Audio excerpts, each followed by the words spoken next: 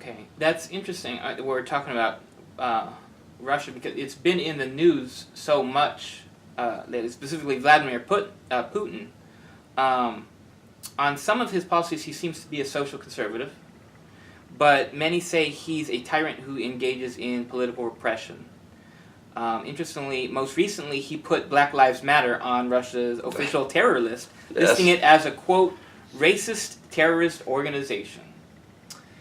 Earlier this week, he signed a bill that allegedly outlaws religious evangelization outside of churches.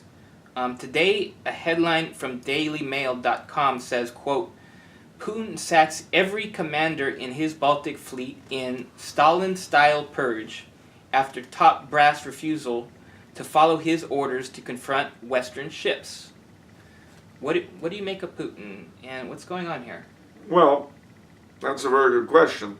I would say that if American naval commanders did that, they would be sacked.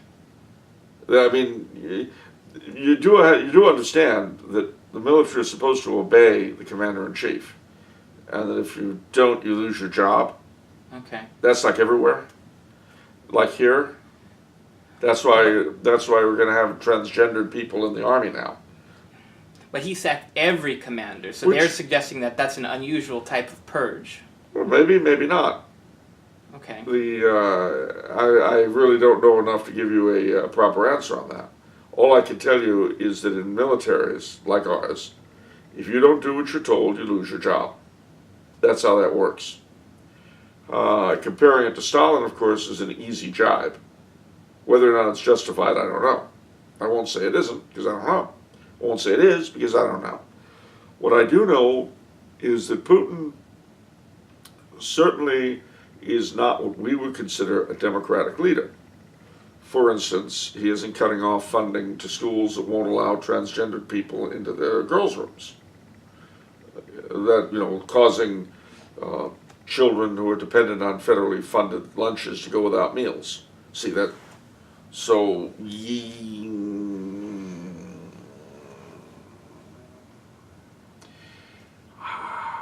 it gets really tough, doesn't it? So much depends on who's being oppressed and who's doing the oppressing. I will tell you that number one, Putin is an ex-KGB man. Number two, supposedly he's had some sort of a conversion. I don't know how true that is. I don't know how sincere he is. I have no way of knowing. He might be totally sincere, he might not. I do know that a good deal of his rhetoric you would have to be insane not to agree with, or President of these United States. When he talks about defending Christian values and all that kind of thing, it's all wonderful. I hope he means it.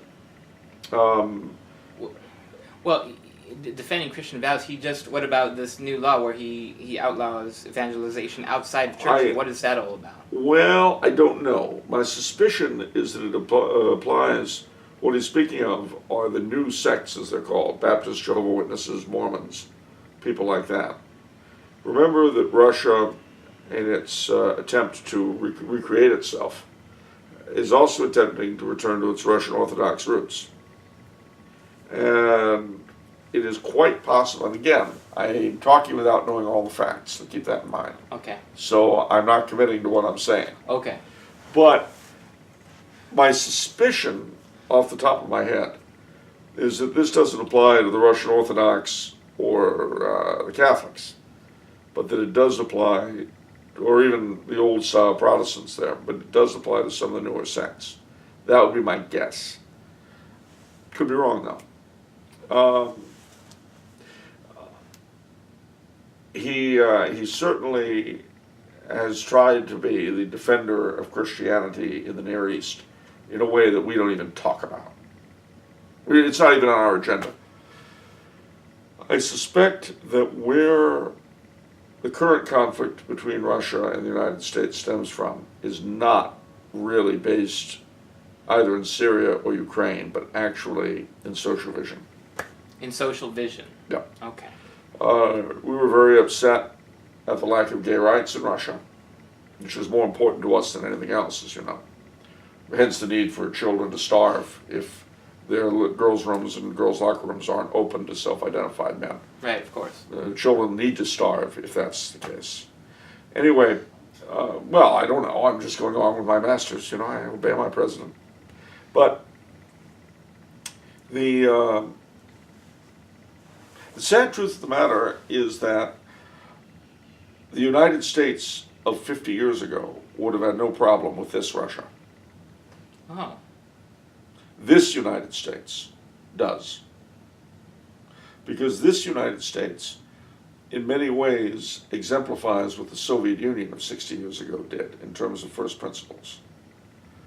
Secular, amoral but moralistic, totally committed to nothing identifiable except power. We have become, since the fall of the Soviet Union, we have become what we feared. You know, I hate to get all psychological on you, but Carl Jung used to say, be careful of how intensely you hate, you may become it. And certainly, in a lot of ways, we're emulating them. Think of freedom of speech. Remember freedom of speech? That was something we used to prize. We're not allowed to anymore. And as a purveyor of words, you're the last person I have to remind about that. Now, mind you, I agree with restricting freedom of speech. I think that freedom of speech is too precious to be committed to any individual, but should be exercised for us responsibly by our government. That's how I stand. That's what I believe and what I stand for. And I certainly back up my government's attempts to restrict the conversation to more palatable areas. You see, I think that's very important, because what happens is that people start thinking otherwise. And they start thinking bad thoughts. Thought crimes, in fact. Well, we call them other things. But no, I'm being a little funny, but we have become what we hated. And contrariwise, Putin is beginning to sound like Eisenhower. And unfortunately, nobody has enough history or enough memory to see that. I have to tell you, you know, when I was a kid, I was like 12 or 13 or younger, first time I saw that old movie, The Miracle of Our Lady of Fatima, I remember the lady appearing and saying, Russia will spread her errors throughout the world, but she will be converted, there'll be a period of peace, and my Immaculate Heart will triumph. I remember, even as a little boy, that sent a chill up my spine. Why, you ask? Because if Russia is converted and we aren't, We're the bad guy. just so. And I can almost see us heading in that situation. It's a strange time indeed when Pat Buchanan has a column in Pravda